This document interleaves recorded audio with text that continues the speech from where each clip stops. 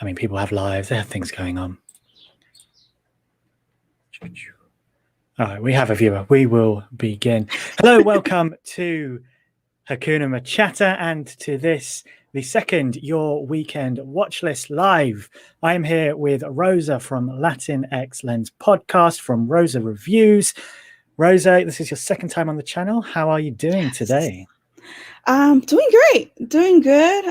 Just here, just surviving. But no, thank you for inviting me back. Oh, it's great to have you back. And you just come off the back of a Sundance Film Festival as well. Literally what finished yesterday? Yes, it just ended yesterday, and I've been seeing on Twitter how a lot of fellow critics woke up this morning and they were like, "Oh, there's no movies to watch today," and they lost sense of time and sense of they didn't know what day it was. But yes, I can relate to the same sentiments. Yeah, it was a bit exhausting, but we did it. You got there. Yeah, we did it. Brilliant. What was the standout, let's say standout 2 films for you? Yes, well, my favorite movie was Summer of Soul. That documentary was certainly something very magical to watch on screen. And even though I had to watch it on TV, I'm pretty sure that's one of the very few films that I would have wished to have seen it with a full audience, because it's one of those movies that would have certainly benefited from that audience vibe and the atmosphere that Sundance is all about. And of course, Judas and the Black Messiah was also a standout. But I think for me, another film that I love was Son of Monarchs. It's a film just following a Mexican biologist and the monarch butterfly. And I loved everything about it. I loved the representation. I loved the incorporation of science and genetics and biology and evolution. I'm a science geek. so to see that unfold, and then to see the monarch butterfly, which is a very cultural significant for Mexicans, was certainly important to watch too. So yeah, there was a lot of films that stood out to me. But yes, Summer of Soul and Son of Monarchs were certainly ones that did leave an impact. Brilliant. So when you were last here on the channel, we were talking about Latinx representation within Hollywood. In particular, you were here with your partner from the podcast, Catherine, and you guys were sharing some of your Latinx heroes, so to speak. But today we're going to be doing something slightly different, and I offered you to say what you would like to talk about in terms of diversity and representation. So what is it you've brought for us today? Yeah, so when you posted that and then you asked what topic and what theme I wanted to discuss, I instantly thought of female representation. There was no doubt about it. My involvement within Their Own League, which is a website and a podcast that focuses on shining a light on female filmmakers, but also female-centric films, was certainly a catalyst to this decision. And of course, I'm a woman, so it's certainly a topic that's very dear to me. And there's certainly a few films that I'd like to highlight and discuss, and how they end up talking about and bringing attention to the lack of female representation, not only on screen, but behind the cameras, in terms of directing, and it goes all the way back to film criticism. Yeah. And I think that's something that we're really going to be touching on today is talking about more that representation behind the camera rather than necessarily on it. But of course, they kind of do come hand in hand, really, especially with some of the projects that we're going to be talking about today. So we have 2 people in the chat at the moment. Guys, if you are watching, please drop us a chat. Let us know your thoughts on everything that we're going to be talking about today. Let us know your thoughts just in general on female representation. We'd love to hear from you. So the chat is right there. Make sure you post your thoughts, your comments, and maybe any questions as well. We'll see how we feel on questions. But we're going to start with the first film that is kind of the one that's going to kick the the discussion off, really. And this is what you have brought to us today. And this is Half the Picture, a documentary that came out 2018, I believe it was. Yeah. Right. Yes, yeah. So this documentary, and as you just mentioned, female representation is interconnected in terms of female characters being in front of the camera, the directors, which is what this documentary is highlighting, and then film criticism, which is also slightly touched in the documentary as well. So what this documentary does is about discriminatory hiring practices concerning women directors in Hollywood, and they gather a great talented group of female directors, and they're getting interviewed. They're testifying their experiences in Hollywood and how women have to struggle and have to overcome certain obstacles in order for them to be given the same opportunities as men. How the set of expectations are far more different for women than it is for men, and why that has been happening. And of course, we all know we live in a very much patriarchal society, and the Hollywood industry, it's no stranger to that either. So in terms of that, I think that documentary certainly does a great job in highlighting the different aspects. They don't go relatively into a sexist sort of thing, which is something that I did admire a lot, because here, when we talk about female directors, we're not talking about women being better than men.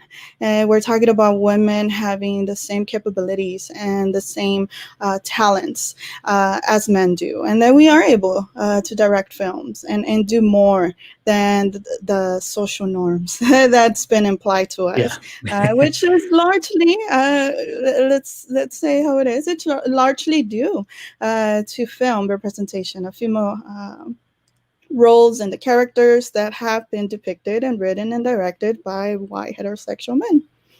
Yes, definitely so.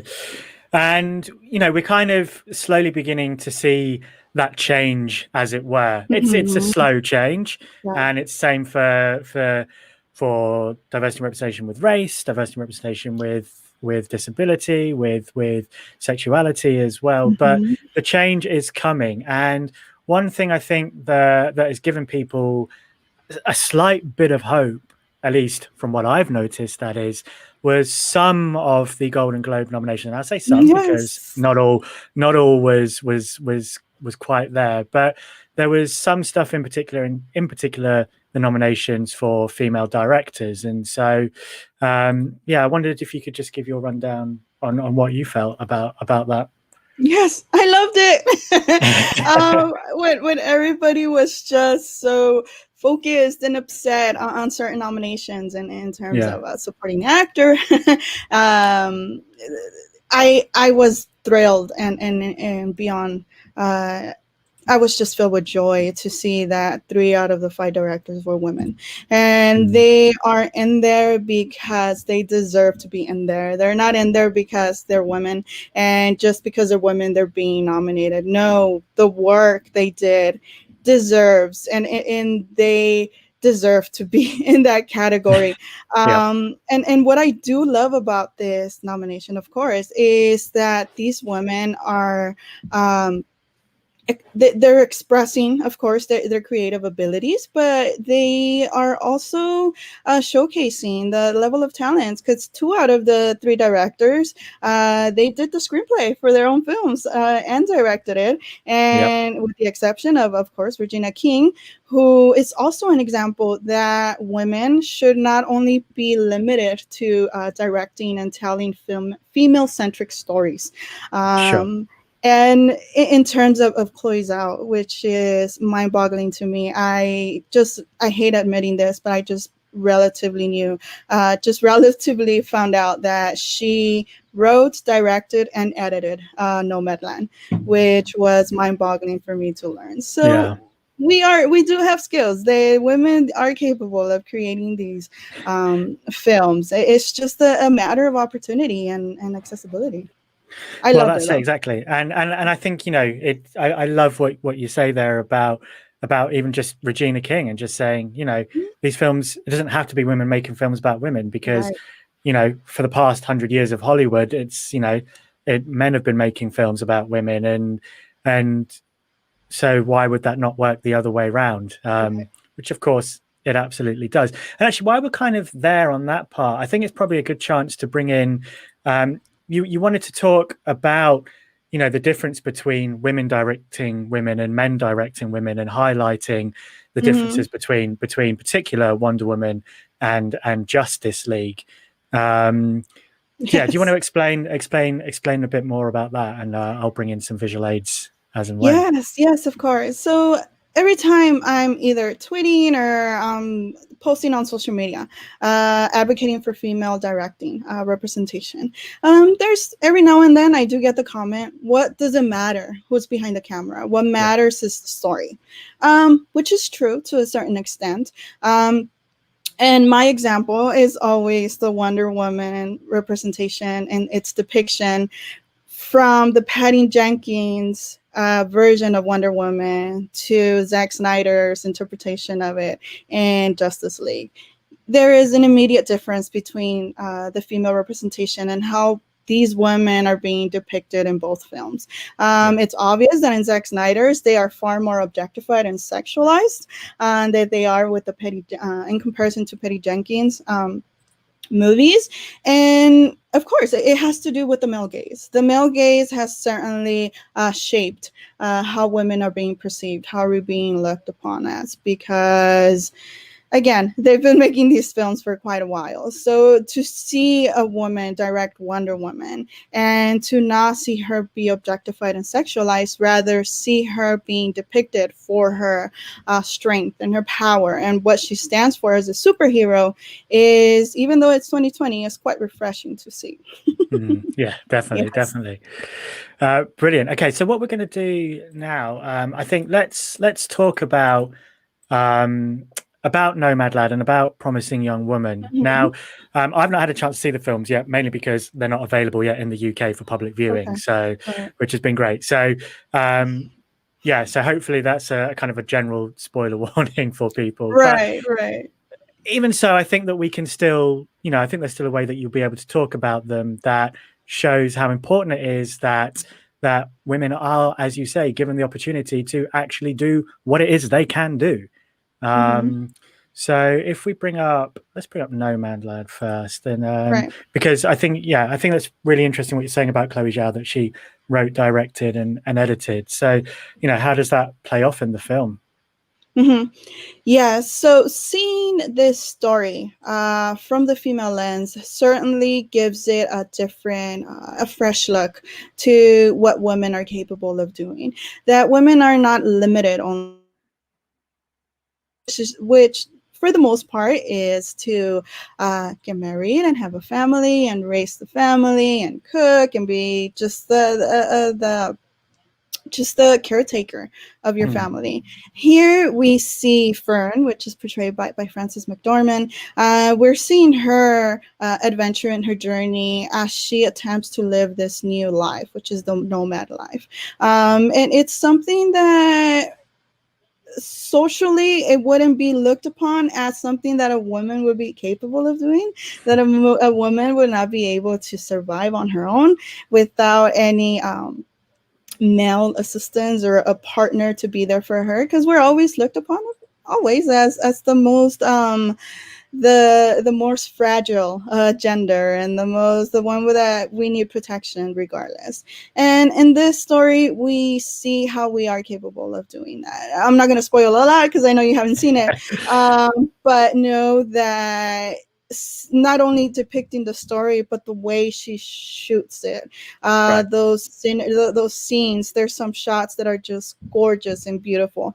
And of course, now that I realize her editing had a lot to do with it on the tone of the film. Of course, it's not an action film movie. It's more of a character-driven film, so it does have that slow pace. but everything Fern goes through and everything she experiences, especially also another depiction of an older woman doing this, which is also very relatively not represented as much. It's again something new and something that it's one of my favorite films of 2020 for those reasons and more. It's just a great story that's directed and shot well and written very well too. Brilliant. Yeah, it's everything that I've heard about it, it's definitely one that I'm very keen to watch. And I think it's important for people and particular, in particular men as well, that we start to watch these films that, as we say, not just led by female actors, but are also made by female writers and directors, because this is where we really start to learn stuff, just to learn that, and in the way that, to be comfortable and to understand that films that are made by women, are just as valuable and just as needed in this society as any other type of films. And you kind of see, I saw a lot of talk earlier this year when it was announced that, what was it, 16% of last year's films were directed by women. And lots of people started going, yeah, well, look at the ones that they were: Wonder Woman 84, Birds of Prey, and there was another film as well. And it was, people could only talk 3 films, and then here we are now with Nomadland, with Promising Young Woman, with One Night in Miami. And it's kind of like, yes, but you also forgot about all these films as well, or you're choosing not to talk about these films as well, when these are the films that are doing the real work. Not to say that Wonder Woman 84 and Birds of Prey isn't, because I know that a lot of people did love those films, but yes, those are the most mainstream ones. They're the ones they're more familiarized with, and of course, it's unfortunate that they do just generalize a female director and what they're putting out, what we're capable of producing and creating, just based on those films, of the superhero films, the most well-known IP films. Like you said, when we have Promising Young Woman, we have One Night in Miami, we have Nomadland. I wasn't particularly a big fan of First Cow, but we also have First Cow. And to be honest with you, I am more organically inclined to smaller indie films, and at least out of my top 10, I must say like 7 or 8 of them were just female directed. Miss Juneteenth. I've been championing that film for quite some time since I watched it last summer. The 40-year-old version, which was my favorite film of last year's Sundance. That's a great film, and of course the documentary of the Puerto Rican astrologer Walter Mercado, which is co-directed by a woman.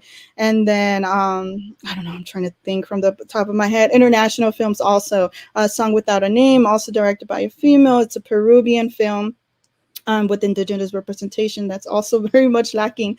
So it's just a matter of going out there and trying to just watch and discover and find these smaller films, because as you can notice, women directors are very much predominantly present in small because it gets tougher, as we see in the documentary, half the picture. We see why it's tough for them to get those Hollywood blockbuster films. And even those who do direct in well-known IPs like 50 Shades of Grey or even Brave, they are often just a one-time thing. They're not normally given a deal like their male counterparts. And so I guess we're kind of touching shortly now onto bringing in and talking about authenticity as well, because I think that's always quite a big part when we talk about representation and diversity. And I watched Malcolm and Marie this morning. That finally was released publicly. I'm assuming you've seen it already. Yeah. Yeah. Okay. So I'd like to move into talking a bit about that, actually. And I think what's really interesting here is we have a film that is credited to be written and directed by Sam Levinson, but it's so much more than that. And I was listening to a podcast yesterday, which is made and sponsored by Strong Black Lead and Netflix, and they had Zendaya on and talking, and Zendaya was, very heavily saying that, well, no, look, yes, Sam is written and credited and directing this film, but it was a collab. It was a collab between the three of us, and when I was there watching, you could tell that, and it kind of felt like it was very much their project to me. It was Zendaya and John David Washington's project, and it kind of felt that Sam was just sort of there on the background shaping things. So, do you think that it is important that if we are to have a male director and writer on a film that is, I mean, okay, this film in particular is about a couple, but we are looking mainly at Zendaya's character, I believe, anyway, for this film. How important is that input from either the female lead or from a female producer, or even just a consultant that, a personal consultant to the director? Mm-hmm. Oh, that's a really great point, because I wasn't particularly in love with Malcolm and Marie. I watched it. I thought it was a decent film, good film. But it is important. I think it's important to have a female producer, or have, like you said, a consultant. And when depicting a female character, it does give it the additional layer and essence of authenticity. And in this case, my issue with the film wasn't necessarily the portrayal of Zendaya's character. It was just other things. It's just me being picky. But I think something, it's just not that long ago, I was covering a film festival, and I was able to watch a Q&A with Tessa Thompson, and she was promoting her film, Sylvie's Love, which of course it's directed by a man, but she's also an executive producer in the film.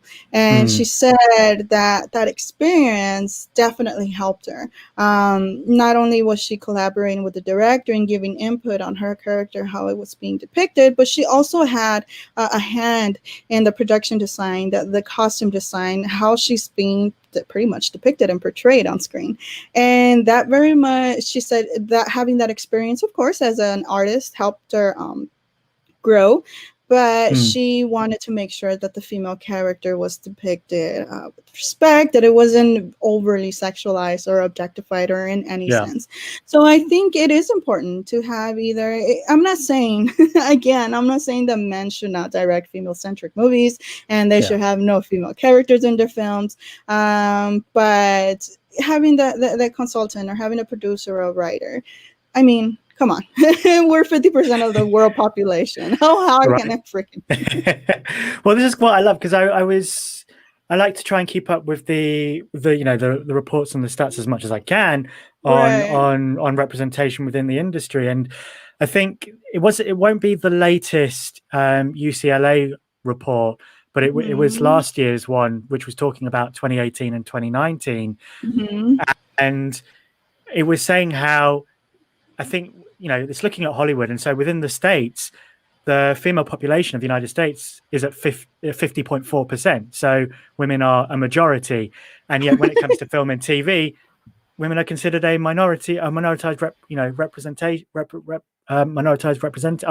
is what I'm looking for, underrepresented within that industry.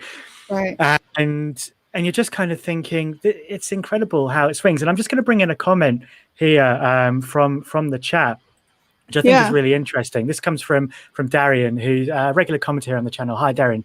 Thanks for jumping in. And he's saying, until talkies came in, women were regularly directing movies, directing films, which I kind of find fascinating, because I didn't know that. I don't know if you knew that. Yes, they were involved behind the cameras. Yes, I do know some of them. Some of the female directors. Yes. But yes, once the talkies come in, it gets pretty bad. And that's amazing, isn't it? Because, it shows how much the industry has swung, but how much of what the industry used to be is not as widely known. Because, without Darian's comment there's no way I would have known that. And so I would have just assumed that this whole industry, well, I mean, it kind of has now, it's just been, solely built and maintained by a very patriarchal system. So, but but yes, you know, back to the original point of saying it's when women are, particularly in Hollywood in America, are 50%, over 50% of the population, Yeah. their involvement in film and TV, you know, it's about finding that proportionate representation. And Mhm. right now they are underrepresented, whereas us men, we are overrepresented. Yeah. And it ain't great. So I'm also just going to go to the chat and say hello to Leo from Geekly Goods. How you doing, buddy? Very, very happy to have you in, man. Hope you are doing well. So as we're kind of talking about the input of women into directing and writing and just bettering even the representation of women on screen, I'd like to actually just bring up Mhm. Euphoria, and in particular the Jules special. Have you watched it? Have you watched Euphoria? No, I haven't. Okay, yeah, because that's obviously also a collaboration between both Sam Levinson and Zendaya as well, Mm. the main names behind it. But they've had, since the first season finished, they've had two specials come out, and one is based on Zendaya's character Rue, and the second was based on this character here, Jules, played by actress Hunter Schafer. Now, the character and the actress are is a trans woman, and what was really important for this spin-off, and which I really loved, was that Hunter Schafer was a co-writer with Sam Levinson on the episode. And if we're talking about getting that important input from women, and in this case from trans women, I think this is a perfect example, at least for me as an outsider, to see stuff that's being done well, because Hunter Schafer was such a vocal person on that in creating that episode, the same as Zendaya was with Malcolm and Maria. I really recommend checking Euphoria out, in particular these spin-offs. And I wonder that if you're not wanting to necessarily commit to the full first season, I heavily recommend committing to these two specials, because you don't necessarily need the story from the first season. It's kind of caught up within the episodes, so you kind of get an idea of what's happened. And in particular to these two characters, which is really important. And so I think if we want to see as outsiders, good input and representation, in particular here of trans women, I really recommend checking that out. But I'm going to move us now on to something else you wanted to talk about as well, and that was Promising Young Woman.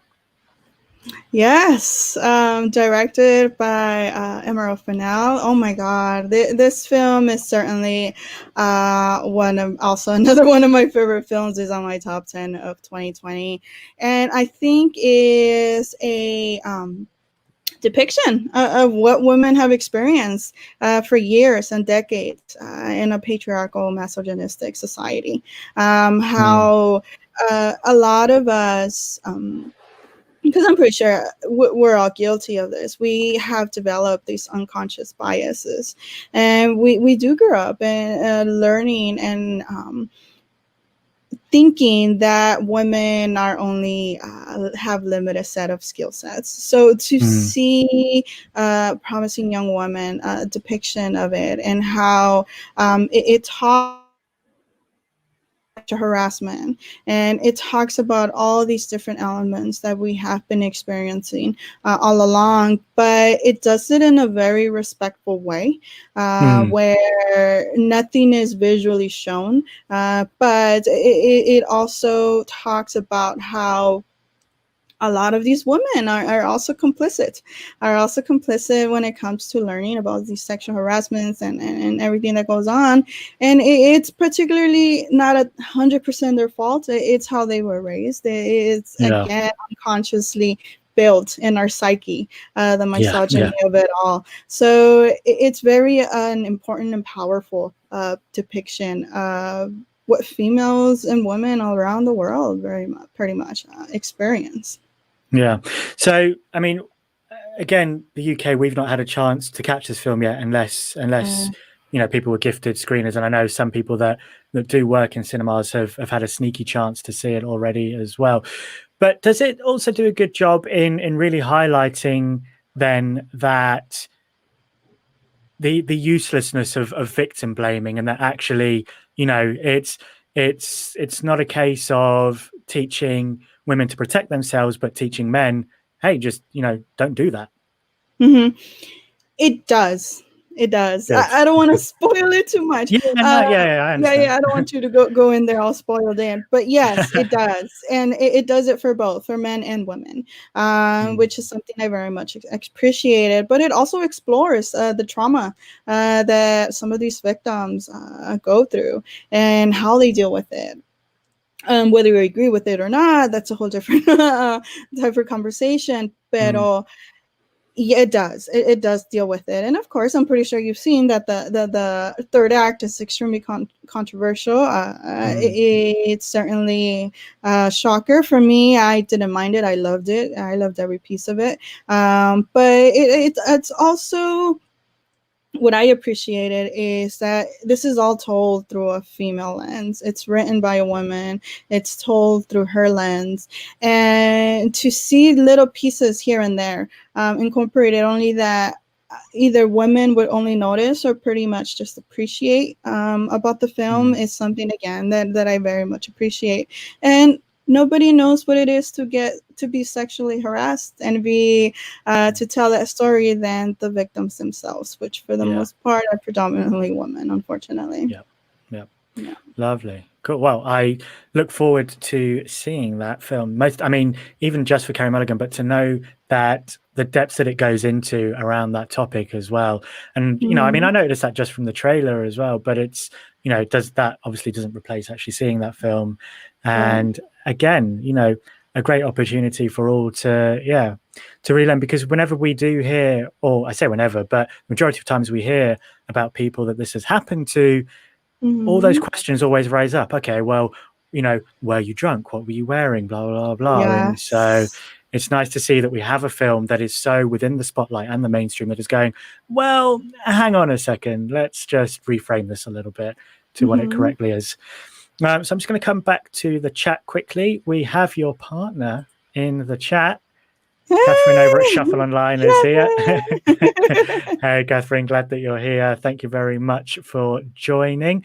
I'm going to come to Leo. He was asking about Euphoria, wondering if we needed to see the season, or does it just before watching the specials. My personal opinion is you don't necessarily have to have seen the series beforehand. The specials touch on only Zendaya's character, Rue, and Hunter Schafer's character, Jules. And in the main series, you have lots of other characters that the show follows as well.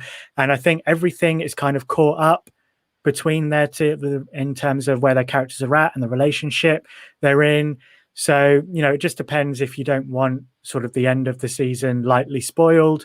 I kind of leave that up to you. But I wouldn't say that it's necessarily a necessity. It's just that if you want to see it play out first before you hear about it in the specials, it's kind of up to you. But I think you get a good idea as to where the characters are and how they're going from there. Now, I'm just going to bring up Darian's comment here about Promising Young Woman, saying that it's generating a fair amount of heat. Star Carey Mulligan is accusing a variety critic of sexism.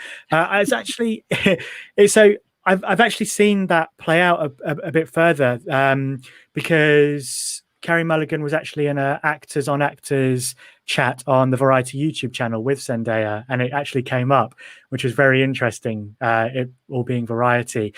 And did you see the review from the critic, or have you heard about this? Yes, I'm aware of the situation. I have not seen the Actor on Actor okay, episode, yeah.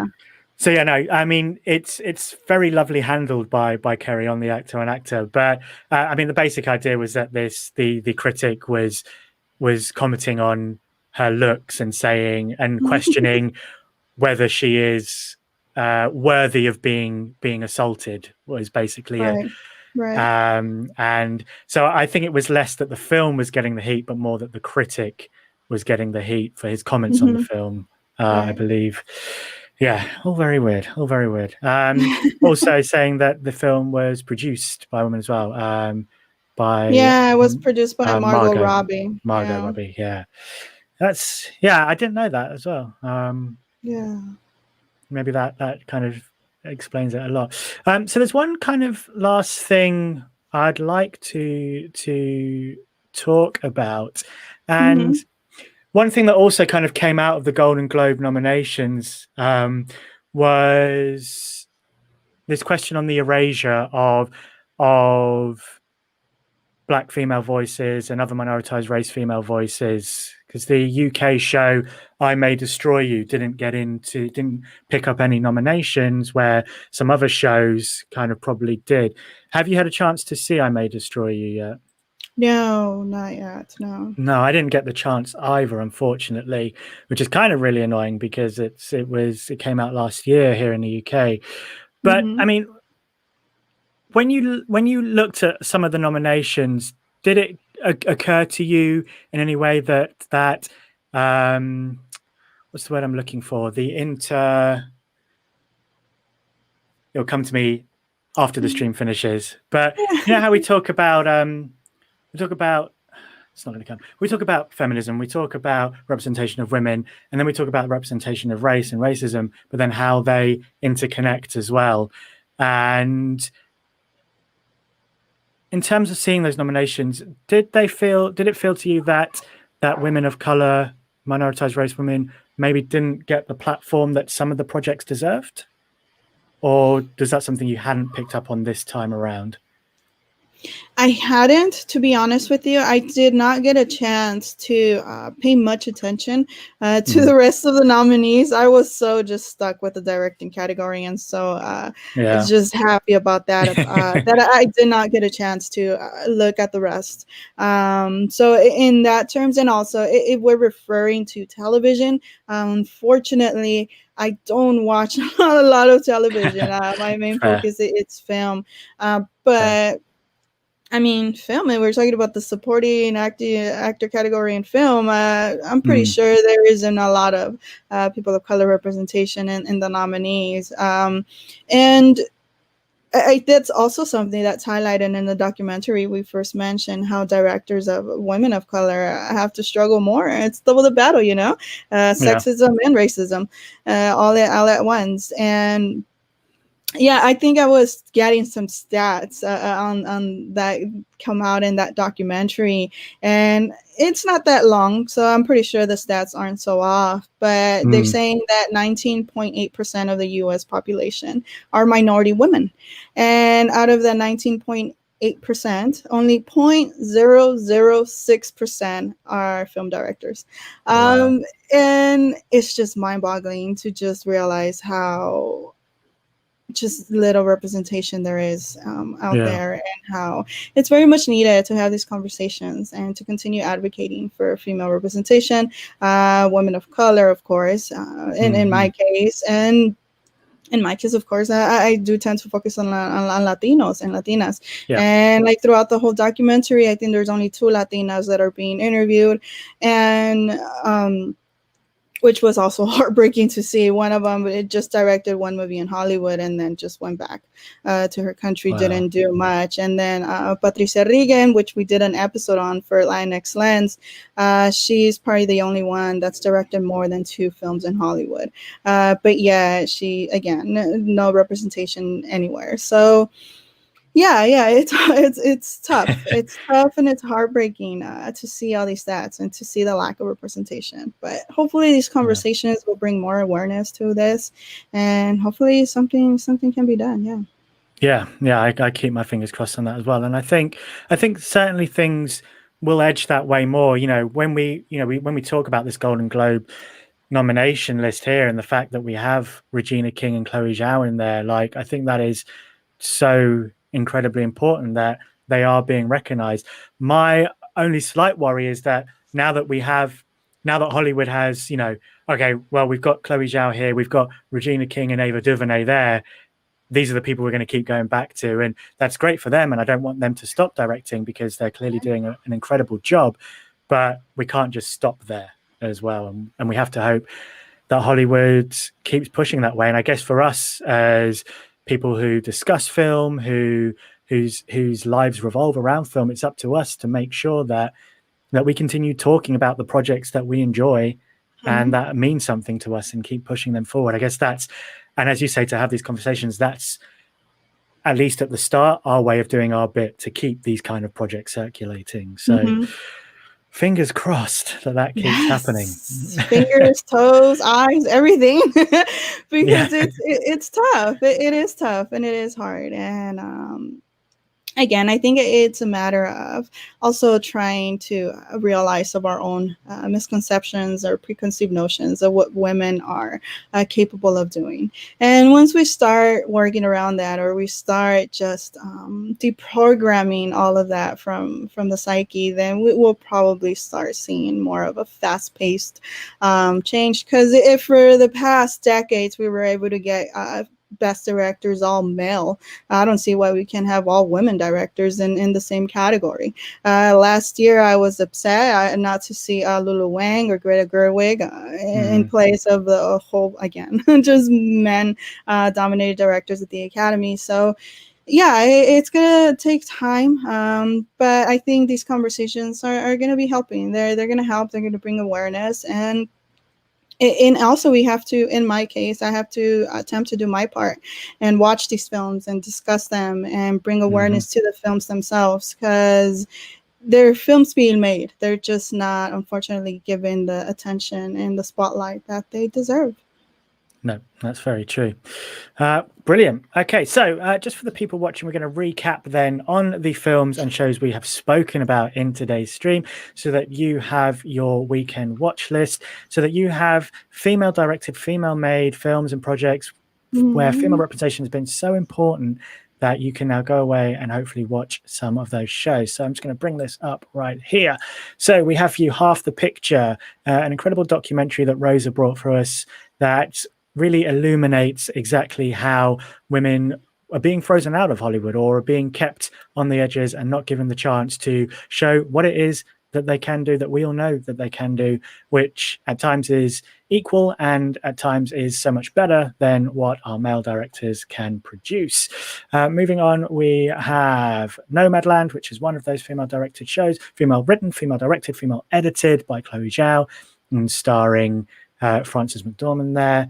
And then we have Promising Young Woman, which Rosa explains to me is a brilliant film that really goes into and talks about sexual assault on women and how that is not quite being depicted properly to us in the media, shall we say. I brought to you Malcolm and Marie, which came to Netflix today.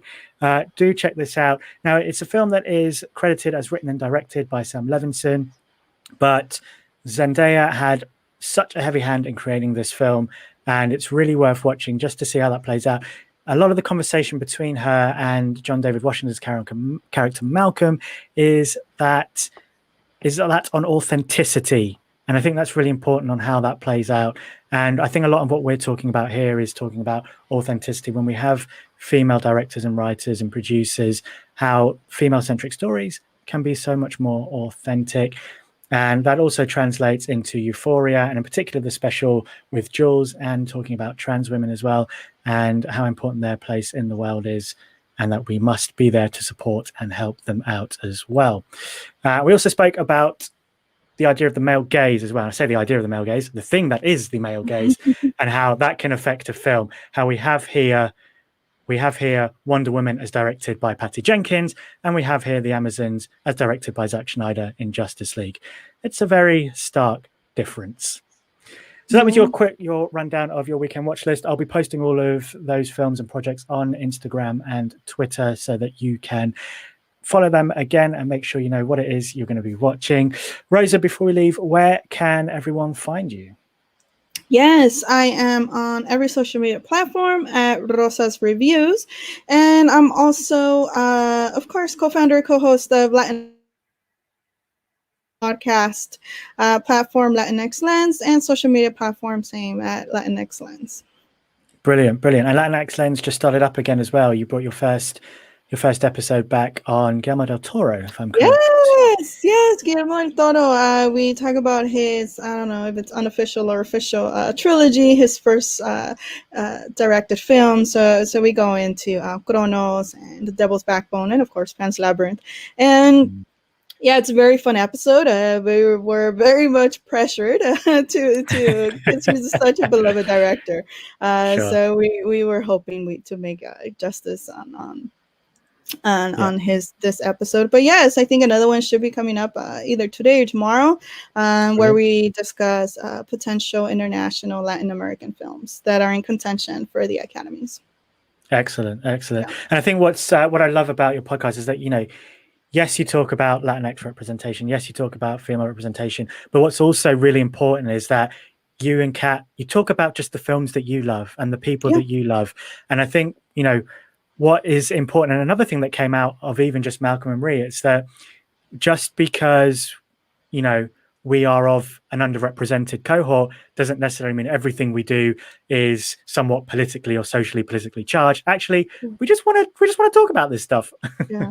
And I think Yes. I think that's something lovely that you and Kat have going on there at Latinx Lens. Yes. Yeah, we're both very fond of period pieces dramas, and we have an episode on season 4 of The Crown. So yeah, we're not only limited to watching Exactly. Latinx representation or female representation, although The Crown has a lot of female representation. Yeah. But it's certainly something that's not Latinx. So yeah, we talk about films that we do like. We just don't limit ourselves because that's how we are. We do like other things. We do love other genres, sci-fi, and everything else. I think we're the living examples that we're not just like rom-com girls and things like that. No, we go beyond that. Yeah. Yeah. Brilliant.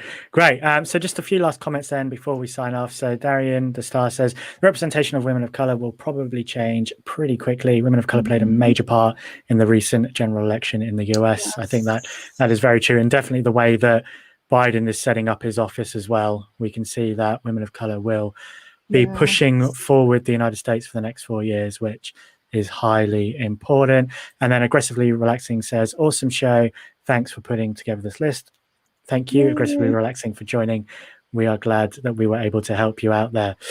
So that is it from myself and Rosa. Thank you very much for joining us here on this live stream. If you're watching the playback, please do make sure to leave your comments in the comment section down below. Don't forget to give this video a like. If you're new here to the channel, please subscribe, turn on the bell notification, and I'll see you soon in a future video. Thank you very much. Hakuna MaChatter.